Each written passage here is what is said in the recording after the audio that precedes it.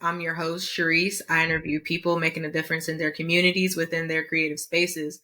Today's special guest is a video motion picture editor. Welcome to the Connect Like Minds podcast, Serge Martinenko. Hi. No. Did I butcher it again? No, all good. Nice to be here. Well, thank you so much for coming on. It's a pleasure to have you on today. We're going to jump right into the interview. So since this is your first time going on, we got to start from the beginning. So can you tell everyone where you're from? I am from Eastern Europe, a small country called Latvia. There's not really much to say about Latvia. They're just very quiet, 4 seasons of weather, not much to do. One of the reasons probably why I left. But I would say it's a good place to grow up as a kid, get some education, and then figure out what are you going to do with your life after that. Yeah. I mean, it sounds like kind of the East Coast / North Carolina to me, because you said 4 seasons. We have 4 seasons. Yeah, I think the weather is like less extreme. When it, for example, North Carolina, when it rains, it pours. We don't have that. It's like, it rains like a bit of a drizzle. You get a wind sometimes. The strongest winds you get in February. But other than that, everything's kind of chill and, sort of mediocre. Okay. Yeah. North Carolina, I feel like it's not mediocre. I feel like there's always something going on. You got occasional tornado, right? Right. Have you always been into film as a kid? Not really, no. But I watched films throughout, like, a lot, especially growing up. And once, back in Latvia, I don't know how it was here, but there was a certain points you could. Oh, actually, yeah, you had blockbusters, right? So we had like similar things, but like in kind of more smaller scale, where you can just go and rent films. So I did that a lot throughout. But I think my first true kind of creative passion was music. And then I just went to my mom, I said to her, I want to play an instrument. And then she put me into a music school kind of / college. And yeah, I've been there for 7 years. I left with a profession, so like on the actual diploma, like a certificate says like a unfinished profession of the classical guitar, Spanish guitar. Yeah. So yeah. I didn't know that you were into music. Yeah. Wow. That was first thing. Yeah. How old were you when you got into it? How old were you when your mom put you into it? I started, I think, when I was 6. Mm-hmm. Yeah. And there was like also the kind of age criteria for that school to start. So I was like kind of fall in that category. And yeah. Was it like a musical school, performing arts school, kind of? No, it's full on music private college, but tuition was not super expensive since in Latvia it was pretty affordable. But also at the same time, I later understood that I think my mom was keeping me away from streets. So I was doing school up until like 3-4 p.m. and then my music school started at 5 till like 9 p.m. So I was sometimes holding guitar to my school and then walked to the town is really small where I was living, so I could walk everywhere. Yeah, and I was just like walking from one school to another, and yeah, that was my life for 7 years towards the end of the finishing the school. Wow. Okay, that's pretty cool. Do you believe that it was easy to get into trouble or mischief where you're from? Yeah, let's say like as much as I've lived here for like some years, kind of understand how things, happening here. There's like areas you can go and be free, there's some areas you'd rather not go, right? Right. But I think in the culture where I grew up, like anything can happen anywhere. And at the same time, it's pretty freely to walk anywhere. And when you're a kid, you don't see those things, you don't understand those things, right? You just this is all you know, right? So yeah, now I kind of like reflect on that. It's like just you can get in trouble pretty easy. Yeah. For sure. Yeah. For sure. So when you were in your private school there, staying out of trouble, and you completed it, did your parents push for you to go to a university to get, I don't know, any type of credentials to get a good career, or where were they at with you during that time, that process? Yeah, I remember that time very clearly because it was kind of pivotal point where, when you've been in one school for so long, for so many years, and you finished it, even along with the music school, there's like this choice. All right, what to do next? And the one thing is that I finished music school so well, I got a scholarship into gymnasium to go further. But this is where my parents kind of stood their foot in the ground and say, like, you're not gonna make money with this career.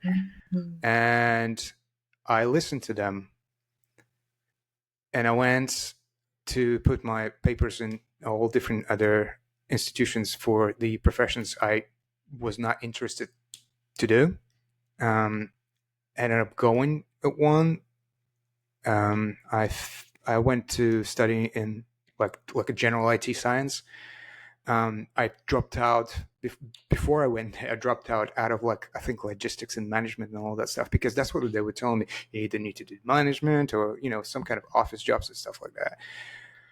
Yeah, that was a rough time because this was the first time I think like I got at the point where to get into any academia you need to do like an exam to get into, and I failed miserably, and I think that was like the first time um, good heavy life experience where Yeah. I had to think for myself, and it's like, okay, that was a fail, and through like working through that, figure out what to do next. But yeah, looking back at it now, I think what would life be if I actually continue to um, study the music?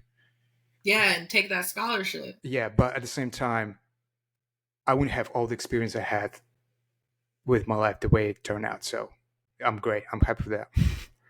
That's what's up. I agree with you. Sometimes we can always look back on our lives and be like, "Oh man, what if I went this way?" I don't have any regrets of joining the military, but that's one thing I think about. Like, what if I did another enlistment? How would life turn out for me? And or maybe it could have been better, but then all these other experiences that I had wouldn't lead me to right now talking to you. Exactly. I'm not just wondering like, how many doors you opened for yourself, right? After you came out of military, right? Right? Yeah. And Yeah. then you could choose, right, whether you can do education, right? Because some education is covered for free, right? As far as I know. Yeah, Yeah. and yeah, you So get open field for yourself. absolutely, you're Mm. right. But I think a lot of times when I look back at it, I'm like, oh, maybe I could have did some other things while I was still there, like financially. Like I could have still stayed in, and instead of having I got my master's degree is covered by the military. But Mhm. if I would have stayed another enlistment, I could have had my bachelor's degree, my master's degree, and then use my post 9/11 GI Bill for my doctorate degree. Mm. So I feel like those were certain things that I was thinking about, but I'm with you. I'm very happy with all the choices that I Mhm. made, and I wouldn't want to change that. Can I ask a Um, question? I'm yeah, sorry sure. on that Yep. because it's very interesting.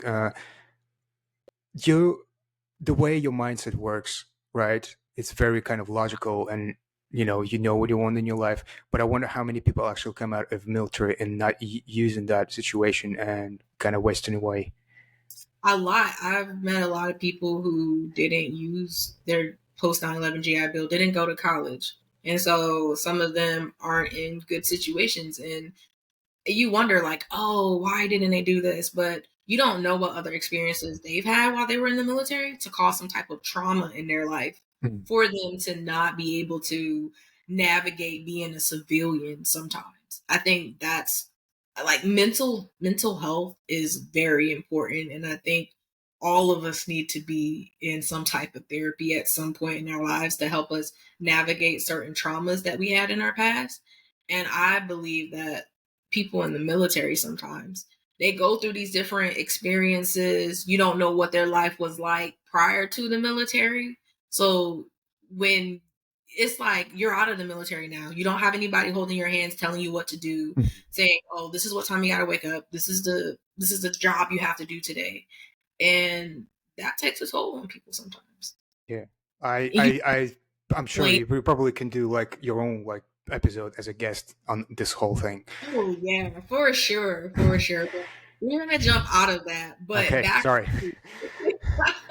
back to you. I don't think a lot of people understand how school is where you were from your country. Could you explain how the school system works there?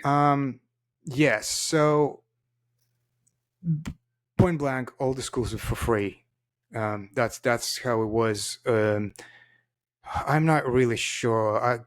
I'm gonna assume it's paid by taxpayer because the thing is like my country went through the Soviet Union times, and when it's got its own back its own independence, they had to stay free because you cannot just like switch straight away and make all the education like paid for. Um, so yeah, all the schools were free. Even when I got into like university and through college, most of the education was free as well. That's the thing. And for me, for example, coming in the United States and knowing how the system works here, it was kind of like very different. It's not like I respect the situation because the system is very different. But it was kind of if you go to Europe, every Yeah, country pretty much have like most of the education free. And then later on, yes, of course, we got some private schools and more private universities that start to charge for tuition, but nothing close to what American institutions are. And what it is as well, what I've noticed is I think the American universities and colleges kind of pride themselves for the fact that we're charging a lot of money for the fact that we are prestigious. This is our name, and yeah. students coming out with the diploma that they know they're going to get a job just because they studied at this place, and I totally get it. But yeah, that's how it is. And I guess before we go too far away as well, I'd like to go back to you growing up, Okay. at least as creative as you are now back then. You said you listened to, well, you watched a lot of films. Mhm. What were some films that you were very into growing up? Okay, it's hard to remember. I watched a lot, but I think like the most pivotal films is when I picked up a trilogy of Godfather. I think that was like the first one. Okay. I've been growing up.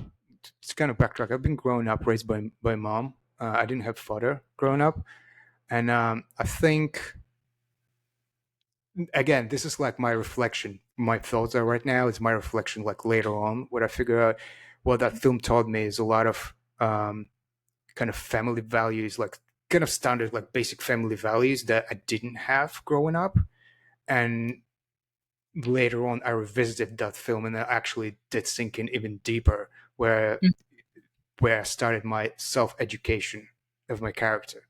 If you know what I mean. I think that so the and that was like the first Godfather. I know that this film right now, if you watch it, it's slow. It's there's a lot of things that's wrong. Yeah. Violence is wrong, but there are some like family values that were going through there that hold like extremely important value that I did take on and that helped me to grow into hopefully a good human being. I feel like maybe you can attribute that to your mother. How was your mother Yeah, since it was her? yeah. Obviously, she did like a lot of great stuff. I mean, like I said, like she put me through music school that she didn't have to do that. She obviously like made a lot of good choices, and she never kind of said no to any my ideas that if I wanted to do something, unless like she probably technically seen that this is wrong. So yeah, I'll give her credit to that. Yeah, That's what's up. I love yeah, that. yeah. Now, after you said you failed that huge exam to get into university for IT, what happened during that time? I'm assuming there was a life pivot. What did you end up doing moving forward? So for the actual yeah, the IT thing, it was more like a I needed to figure out that time because um sorry, let's backtrack it. Okay. Edit. Um, there was a choice in there that I needed to study. I also needed to work at the same time because family had a bit of problems. My mom was a stepfather, and he just left us right when I finished school. So Mhm. I thought like, well, I do need to study, and I also do need to work. So the the IT thing was a choice, more of a practical choice as well, because that gave me an opportunity to actually work at the same time and study. So I was like studying in the mornings, and then I was working through the nights, and that continued for like good few years until I finished it. But then towards the end, I found a job in the capital, and somehow I managed to pull and finish and got a diploma because I was in between two cities. And yeah, there was a bit of a shaky attendance in there, but somehow I pulled it out. And I did. The one thing is, I did give credit to teachers because I told them like blank, said, this is what's going to happen, but I still want to finish. Can we do like that? I'm gonna come in like one day a week and catch up on it because obviously I cannot take so much time out of work while I'm in. Right. Well, so I was attending one day back in my town, getting trying to get through it and going back to capital. It was crazy times, but I was young. I had a lot of energy. Probably not so much. I have a question for you Yeah, without going too far off subject. Can you tell us about what your country is like? What's the name of your country again? Latvia, Latvia. Um, Latvia, I think, just got put on the map for their. Um, they won the United States in ice hockey world championship last year. Yeah, That's really great. thank Congratulations. you. Yeah, that was a big win, and for such a small country. But at the same time, I think Latvia is taking very very big steps right now with the in the war in Ukraine.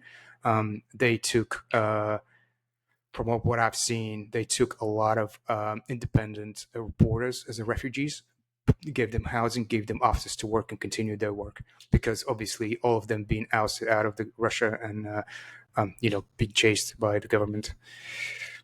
So yeah, those are probably two prominent things right now Okay. that a lot of countries are famous for. That's what's up. What about the food? I gotta know because maybe I need to visit. Okay, okay, it's very like rich, tasty, hearty food. Oh, Because, like I said, okay. it's a lot of times when it's cold, especially in Hmm. the evening. So like the hearty meals is kind of Like a the soup, maybe? you get you get usual meals like some kind of meat, potatoes, very Okay. like a root vegetable, and everything like soaked in some kind of very gluey, tasty, I don't know, sauce. Yeah. Um, Okay. I had to Cool. actually step away a bit when I moved away from Latvia. Like, thinking, yeah, there's like, yeah, there's a bit of a start to study about cholesterol and things like that. When you get, it's like I need to pull down from that and actually like get less potatoes in my diet. I mean, it sounds like soul food. Yeah, yeah, The black absolutely. people, you got fried chicken and Mm, mac and cheese. So yeah. yeah, I, I understand. I would say like one of the like kind of traditional Latvian dishes. You get like beans. You can actually use any beans.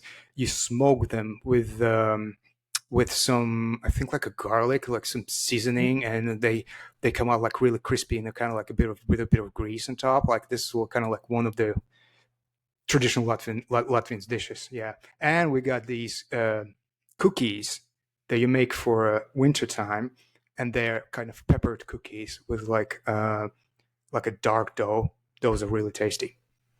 I'm gonna try that. You need to help me out so we can go. Okay, we can have a separate conversation about food.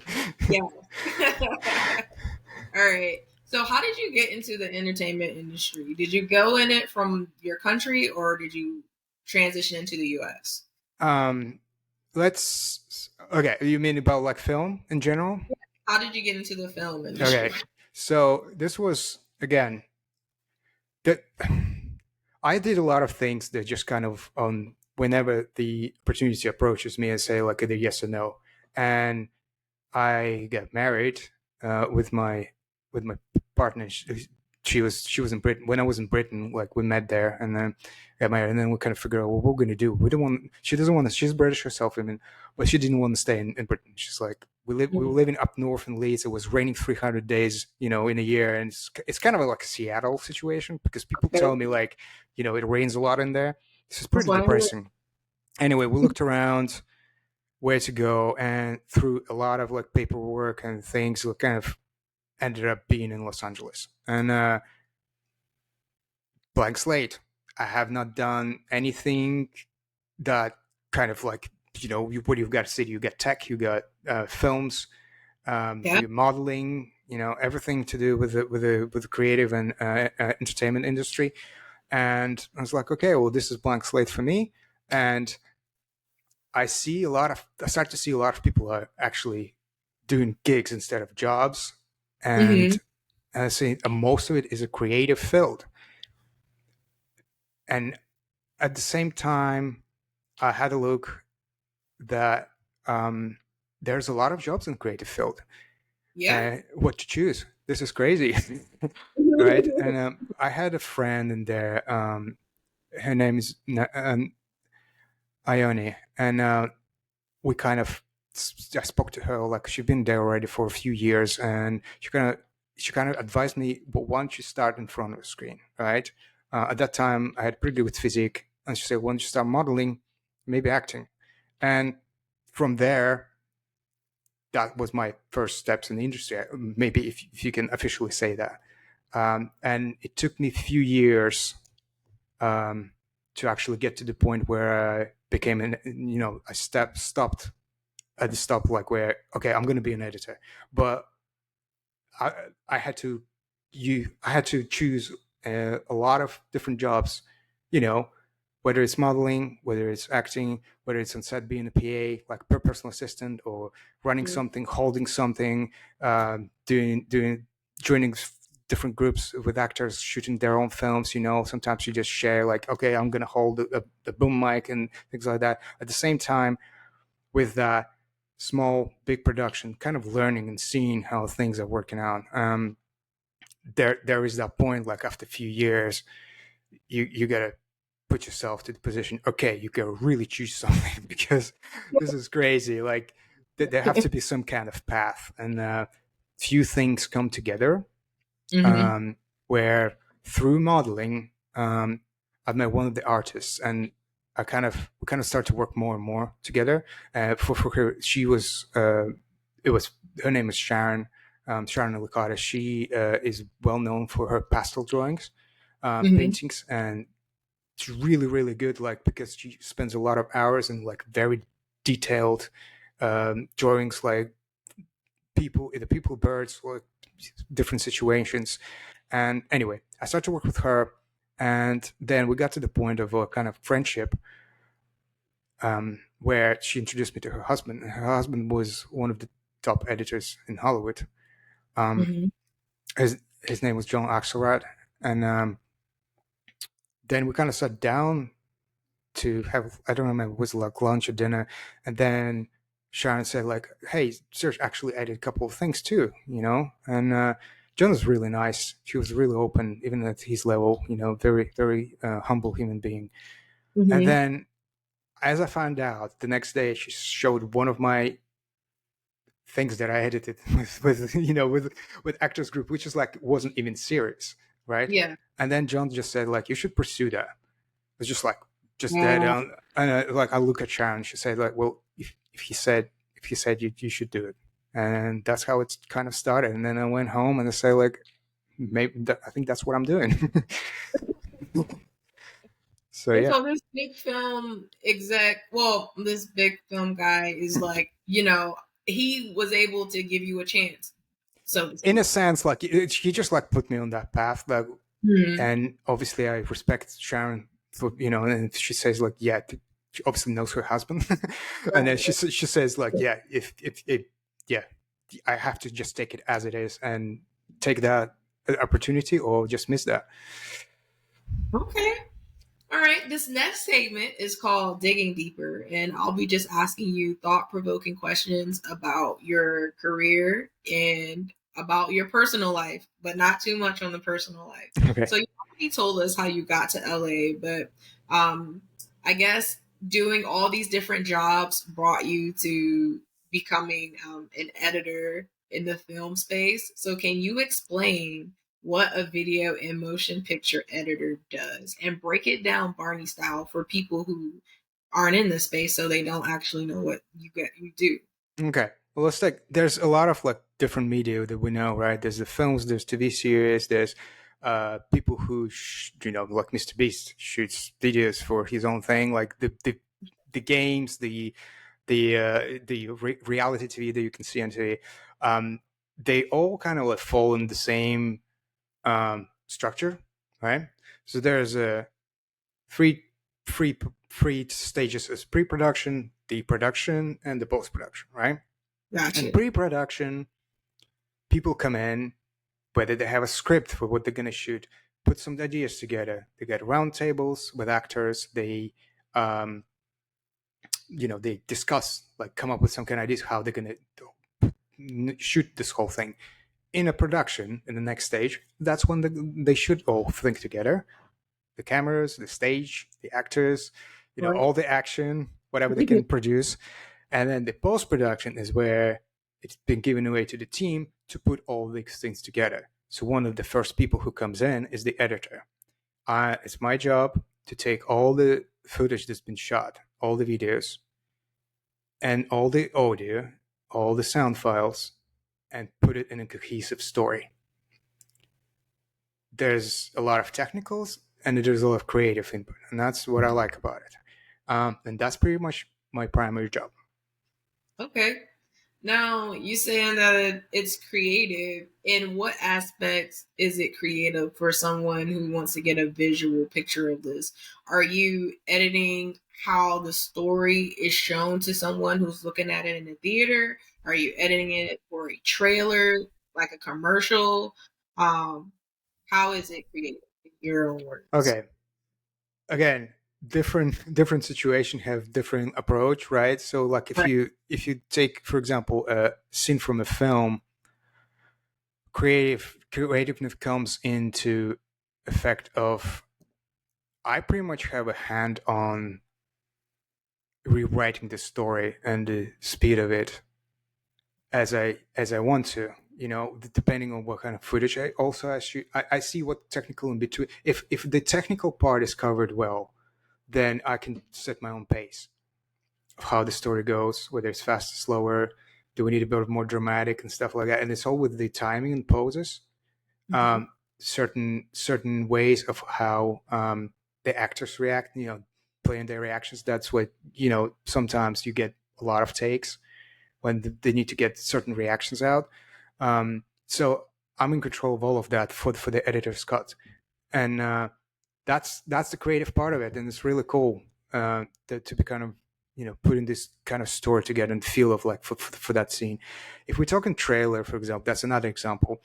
The creativeness in there is a bit different because you create you need to keep in mind to tell the story what this film about, but at the same time you have control over how explosive this trailer is going to be, right? And maybe create some kind of side story that's going to be I'm trying to find the words, that's going to be Descriptive? kind of an engine for the interest of people who's going to watch it, right? Because yeah, like, and it's going to be a combination of like how fast the cuts are going, a bit of titles they're going to throw in, a bit of like whether it's explosion, whether it's a drama, you always need to create that excitement, and that's like a layered creativeness, one on top of of another. So yeah, How long have you been in the industry up till now? I started, as I remember, on the January 2nd of 2017, because that's when I made that decision, right after New Year's. Right. So at least you can celebrate every year. Like, man, I'm Yeah, happy I did it, you know? yeah. So it's what is it, like 8, 9 years? 8, right? Yeah, yeah, Yeah. yeah. What are some big changes going on now that weren't necessarily a thing when you started? And one thing that comes to mind for me was when I talked to you offline, you were telling me how AI is very involved and big now in the industry. Could you talk about maybe that, or talk about what other changes that have gone on? I think, yeah, let's put it aside for now. All right. I think in general, when I started, even just 8 years ago, which seems like not a very long time, the filmmaking itself is so much more available to everybody else. And it's great, right? And it feels like there's two huge camps, like at least on my side, I feel like that there's people who had their jobs from like a really long time and they're trying to Mhm. hold on to it and that they're you know clenched to it. And the reason for that is because the editors of my generation and younger have so many more skills aside of editing that they can use, that they have to use to stay relevant. And I think that's one of the kind of keys out there, like with this like divide that starts to come in between. And you can see that where it's it's a lot harder to get now into those like bigger jobs just because of that kind of divide. And I think like that circle is kind of holding on onto their own jobs, like say let's Yeah. say that their own projects, and they work like kind of in between themselves. And this is fine because nothing is forever, right? Right. You got studios, you've seen where studios were 10 years ago, you've seen where they're now. What's is relevant, what is not relevant, right? You got the YouTube is kind of dominating by the viewer count, everything else. So you can go and kind of figure that out. And in terms of I think it's just another one of those things that obviously disrupts what and how we do the job that we have. But there's that choice, right? Either spending energy on being scared and blame things, or you spending that energy onto figuring out, okay, how can I use it for my own benefit, or Yeah. whether like that time that those tools are doing things for me, I can actually save that time and use that time to learn something new, right? And and I don't know whether it's a new tool or whether it's like get another connection and network, or whether it's like reach out to somebody. Hey, let's do that new project that you shooting with Unreal Engine, right? Because I've never done this before, yeah. So like, and those like I think going to be two biggest differences. And staying relevant, I think that's the biggest key right now. Instead of like getting a job in the studio, in the big studio like Universal, that's the difference. Okay. Thanks for sharing that. Out of film editing, TV editing, and video editing, which one is the most challenging and why? Um, I say, hmm,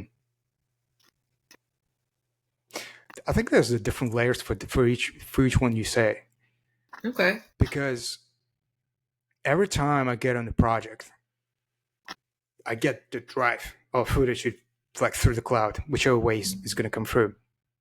I don't know what I'm going to get until I see it, right? It could be like, oh, this most best written film, and like, oh, we had such a good crew in this. So like, well, once we actually start to go into the details of it and see like, Mhm. there's a lot of challenges that I haven't not predicted, right?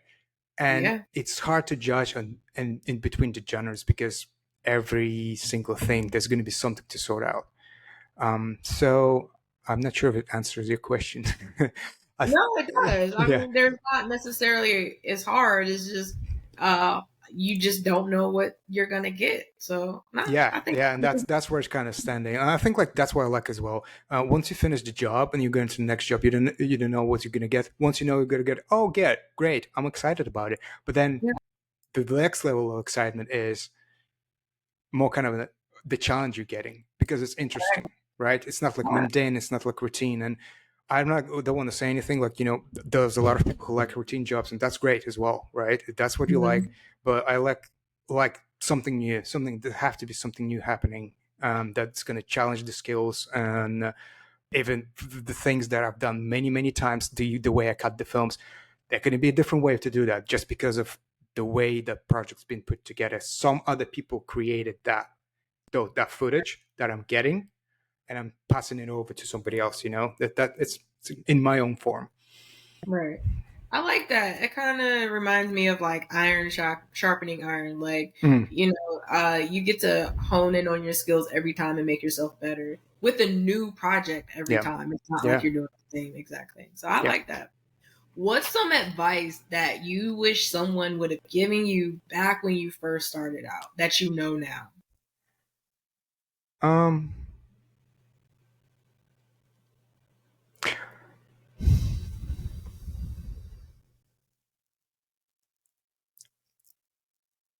it's you in my experience, I think that no matter how many advices you're getting once you're young, you just don't take it in your head. It doesn't matter, right? I do remember them later. I do Yeah. recall on them. It's like, I wish I've done this sooner. But it's just because your mindset, like when you like younger, you just think like the world is for you, and there's a bit of like a sense of like indestructibility, which is then you do remember those things, but you just don't do them, right? Maybe you do Yeah. some of them, right? But the experience of actually coming back to those and like kind of recollecting and actually start to act on those things, that happens later. And Yeah. it's hard to pinpoint one. It's just I think in general all the things that whoever says to you something, please remember them. And if you can act upon them right there and there, great. But I think it's just going through the experience that you mature enough to act on them, and there's going to be time, like biological time on that, right? Yeah, I agree with most of that. I do, but there definitely are some things that I'm not gonna say I wish I knew or that I wish I would have done, but I would say there are some things I could have done that I chose Exactly. not to do. Yeah, same So yeah, situation. I'm with you on that. Why did you decide to leave the West Coast and come to the East Coast? That was a more of a practical things. The things that came around. We've got global situations that happen, pandemic. I'll tell you exactly how it was, without like too many personal details. Yeah. uh, so I was on the show, probably one of the biggest show I was working on, and I was actually in working in the office, and we kind of like started to hear that was like March 2000, was it like 20? Yeah, things started to happen, and we started to hear that this big thing going on in the world. And at some point, I was sitting, and my producer just came in, gave me checks, so I cannot keep you on anymore because officially all the production is getting shut down. Mm. I already had a kid at that point, and she was one. Hmm. And I don't know if you remember, but Los Angeles at that point got to the point. Sorry, I'm saying point too many times. Um, where you couldn't even get to the park. Oh, everything Yeah. was closed. Yeah. The only place we could go is around in our neighborhood Hmm. square, or get completely out of the city, which is not easy to do, and go somewhere like in the wilderness, which is not closed. Again, federal parks were closed and everything. We remember we were making trips to Malibu because that's where the open air is, Wow. So it was, yeah.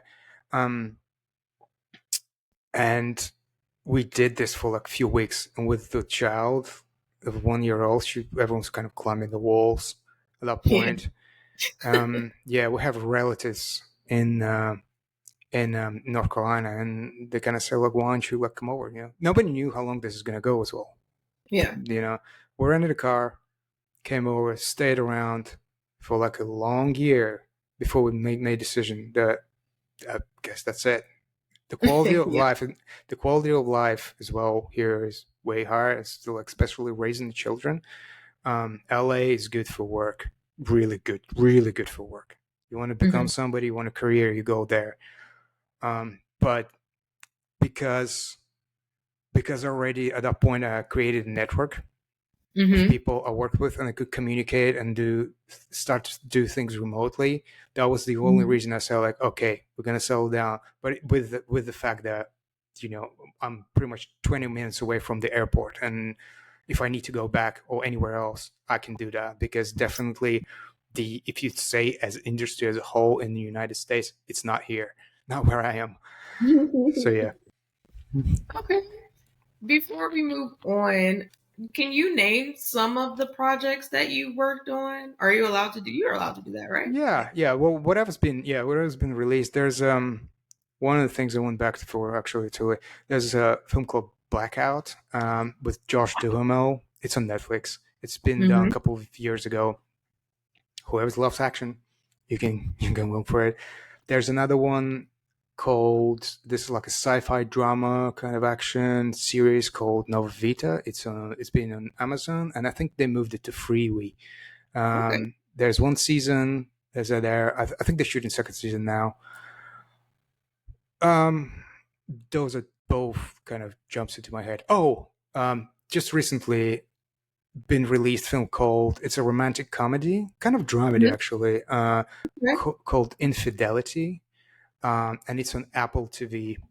I don't remember um, the. Oh yeah, here we go. It's with Cara Buono and Chris Parnell, Okay. and Thanks then for it sharing that.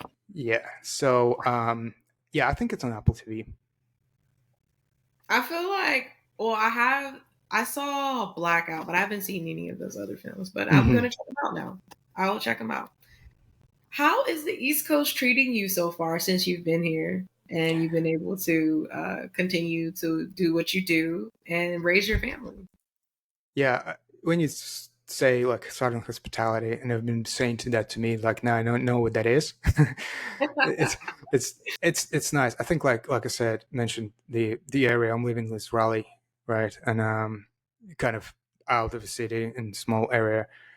Um, it's very good place to raise kids, and it's very good change from like being in the desert into the trees, Yeah.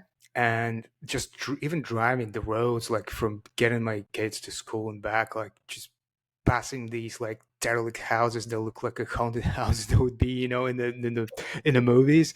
Yeah. It's just so cool. And some some places like they knocked them down and put new apartment blocks, like, but at the same time like there's still so much of it out there, and those kind of little things like really matters when you're around tons of like very sorry, backtrack it. I think what I also appreciate, like in the state as a whole, the small businesses have been celebrated a lot. Yeah. That's a huge change for me, from like Southern California as well. I like that because um, it always like go into a little town like this drive, and you'll see some just local stores you've never been in before, and it's just like a kind of experience, right? Have a For sure. local drink, whatever that village is, and and the kind of like make your mark in there. Yeah, that's really great. Oh, and wineries. One of the Oh things yeah. like we found out, yeah, because this is something like we took on from California as well. Like we Mhm. found out that there are wineries, and the wine is great, yeah. And then they don't like export it too much outside of the state, but with kids with these grounds, just let them run. So great. Yeah. Love that too. I'm sure inquiring minds also want to know, how does someone in your field keep on working? Do you have to reach out to people? Are people reaching out? Is it a mixture of both? Do you mind talking about that? Yeah, absolutely, that's fine. It is a bit of both, but obviously, for the large push from my side, and I think I acquired that network before COVID. When I came over here, there's like I had this thing moment when you hold your head in both hands and figure out how to move on forward. But yeah, I figured out that the connection is the key. Keeping connection. It's like you've got internet, you got Zoom. There's just no reason, no excuse, and I kept. We had a group during the lockdown of editors who just like talking, having like like a drink group, like I think every second Sunday or something like that. We did it, and we did it throughout until things started to open up, and that really helped to keep in touch, because those guys in Los Angeles, most of them, and kind of keep kind of ears about what's going on, and working the network. Yeah, every single person who I met, I was making sure that, I mean, I'm an introvert. So Mm-hmm. sometimes like I need to do like extra push, like even if it's the feel doesn't feel like to, I need to connect with the person. I need to have at least at least one conversation to see who this person is, because this is a personable industry. Yeah. You need to see if you like the person you're going to work with, because I think like my mentor John, he did tell me that once, that when you meet somebody, one of the first questions that should be in your mind while they're speaking: can I work with this person for in the next 10 years? So that was like one of really good advices, and I started to approach that every time whenever I meet somebody new. Cool. This next segment is called Shout 'em Out. And so I have the people that I interview shout out a nonprofit or an organization that's made an impact on them or in their communities or in a community that you know of. Do you mind shouting out a nonprofit that's made an impact on its community? Yeah, absolutely. I actually got two. Is that okay? Yeah, please share both. Okay. All right. So the one, when I moved out here, we know when the floods happened, right? And at that point, like I didn't have like much work on, and I was in the Discord, and I was in this community of like a marketing editing community, editing for Mm-hmm. like brands and stuff like that. And there's this woman just came out and said that she joined the Western Carolina Emergency Network, Mm-hmm. and they basically, people who went there on the field was shooting tons of videos of what's happening, but there was Wow. nobody to sort out through them. So they can put it on, put it on Instagram, create awareness, so they can raise money for people, for help. So I did some time to put those videos, like send them back to like, so they can do basically like social media, very very basic work, but it's something they need it, so they can raise some funds for people in need. That's And awesome. the second one is something I did earlier when I was in Los Angeles through the entrepreneurial group I was part of, called Metal International. And it is the organization called Wellspring Hope. And this is an organization that collects uh, funds for building wells in Niger, in West Africa. Wow. And Okay. what we did, there are a few pretty big musicians got connected to it, and they reach out to me and say like, "Hey, we're gonna do this music video. We're gonna put this like all these entrepreneurs to sing, and you edit it, and then we're gonna use that as a promotion to raise money for more wells for people in West Africa." Wow. So we did that, and actually like had like probably like 6 months ago, like a report, it's like based on that video, how much been done. So that was Mm-hmm. great to hear. We did that, and then we did another one, like a follow up for winter holidays, like as a new song, to create a new song. Serge, can you do this again? Like it's not such a big production, but we need to something, to keep this thing going. So yeah, that was a, I think, like really good thing to do. That my input, like as much as I That's can. awesome. Thank Yeah. you for sharing that.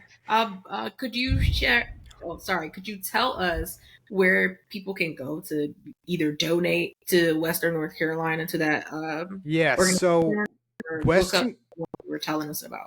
okay, so Western Carolina Emergency Network, is they got their own Instagram, and Hmm. I think through that. Oh, there's a website. Hold on. Western Carolina Emergency Network.org. All right. Thanks So for sharing. as it is, and the other one is, it's the Wellspring Hope for the wells. They got a Linktree website, which is, that Linktree, which Yep. is and Linktree// Wellspring Hope. Okay. Thank you so Yeah. much. The next segment is called Rants with Sharryse. It's my favorite one. And basically, you get to rant about anything that you want. It could be people not using their signal lights while they're driving, people not using washcloths, whatever you want. But after you rant about it, you have to give a solution to fix the problem. So the floor is yours. Tell us your rant. it's hard for me to rant because let's say like that. I One of the things that I did like took like a lot of kind of self education of like being humble as possible. So Hmm. instead of ranting, I'm not really kind of ranting. There are things that are kind of annoying, but I do find logical solution to that, or either just kind of like people are different. So It's true. It's true. You're not a complainer, but do you have a pet peeve? Maybe you have a pet peeve, um something that gets under your skin.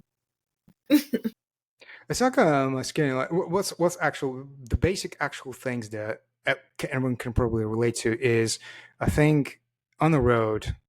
This is totally unrelated to the to the industry. On the road, when people get Okay. frustrated, please don't rage road.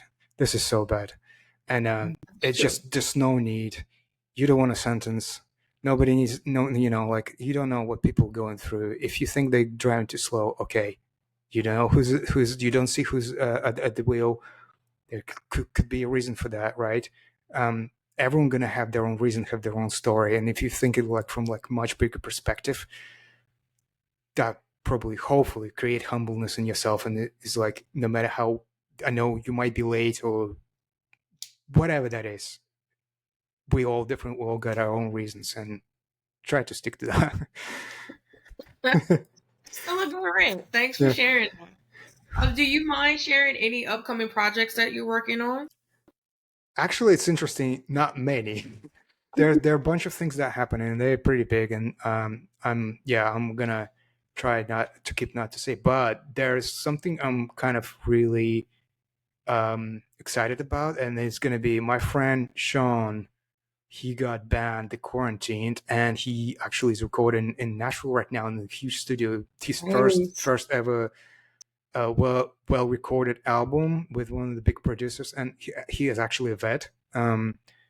Awesome. You should get him on. I He got a should. crazy story, absolutely nuts. So Heck yeah, how and he actually went through very heavy PTSD, and he went through it. He's like, so he can reflect on that. yeah. Anyway, he's recording an album, and through his deal, he's gonna shoot 5 music videos pretty soon, back to back. And I brought him a team who's gonna help him to shoot it, and I'm gonna Nice. edit it. So I'm really looking forward to that. And I'm actually gonna get with him on the call later tonight, like to talk through the creative process of that.